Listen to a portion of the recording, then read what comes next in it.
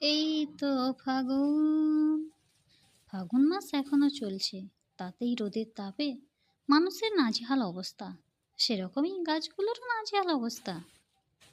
ছোট ছোট চারা গাছগুলোরও এমন নাজেহাল অবস্থা হয়েছে না যে কিছু বলার নেই। আজকে জল দিলে কালকে এসে দেখি সব জল শুকিয়ে গেছে।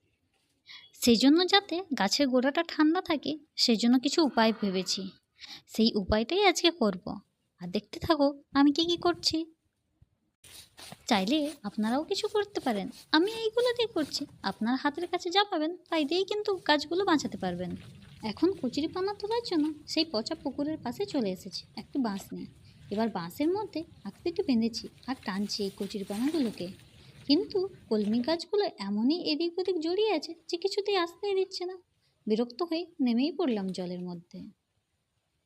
আমার তো মাথায় অনেক বুদ্ধি, ভাবলাম জলের মধ্যে নেমে তাহলে আরেকটু কাছে হবে, হাত দিয়েই তোলা যায়।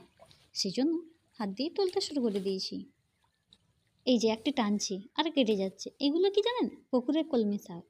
এইগুলো এই কচুরিপানার মধ্যে এমনভাবে জড়িয়েছে যে কিছুতেই আসতেই দিচ্ছে না।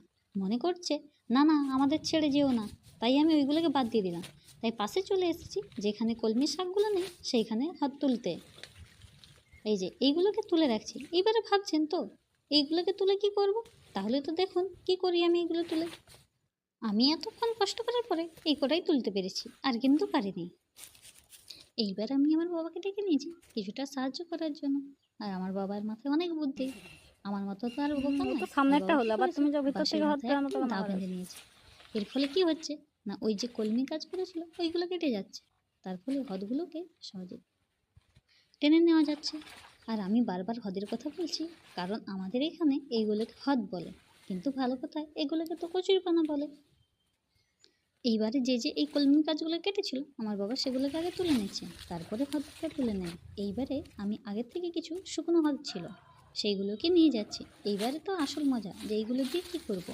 এই যে এই লঙ্কা গাছটাকে দেখুন, রোদের তাপে একদম ঝিমিয়ে গেছে, অথচ কালকেই এদেরকে জল দেওয়া হয়েছিল। সেজন্য প্রতিদিন জল দেওয়া সম্ভব হচ্ছে না, তাই এই শুকনো হদগুলোকে ওদের গোড়াটা ঢাকা দিয়ে দিচ্ছে, যার ফলে জল দেওয়ার ফলে কিছুদিন জলটা থাকতে পারে আর এদের গোড়াটাও ঠান্ডা থাকতে পারে। সেই জন্য এতগুলো হদ তোলা হচ্ছে। এছাড়া আরও অনেক তোলা হচ্ছে, আমি পরের ভিডিওতে দেখাবো। কারণ অনেকগুলোই গাছ রয়েছে, ভেন্ডি গাছ, বেগুন গাছ, লঙ্কা গাছ, সব গাছের গোড়ায় দেওয়া হবে।